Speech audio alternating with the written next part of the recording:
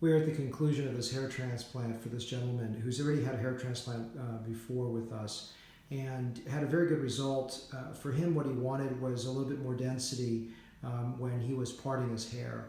And so what we did was really leverage something called the cascade effect. What the cascade effect means essentially is that if you typically part your hair in one direction going from this to this, every hair that's placed over on this side will be much more powerful than a hair placed on the other side. So what is transplanted here is really nothing on the right. Now, you can't do that obviously if someone is bald on that side, but he has good hair there. He just wants to have more visual density. So what we recreated was we reshaped the hairline a little bit in the front. You wanted more of a little bit of a widow's peak here. We recreated a very strong hairline all the way across here and built up more density so that he can leverage the comb going across this direction. Also, since his left temporal hairline is more exposed, these were created with a lot of hairs that are placed in here. These were all one hair grafts placed in a coronal fashion. Coronal fashion means my little needle blade was placed this way instead of this way, so that they lie flatter down.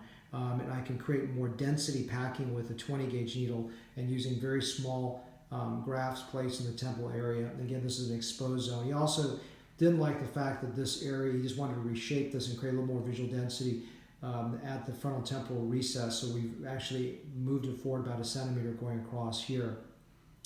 His whole entire part going across this area, you can't see it. I'm not going to disturb his hair now that he just finished this, but we recreated where we can peek in here. All of those are grafted zones. So we've grafted all the way to the back side, and then we've also done his crown area back here with grafts as well. So this whole back side, I really don't want to ruin all his hair here, but this is all done with additional grafts back here.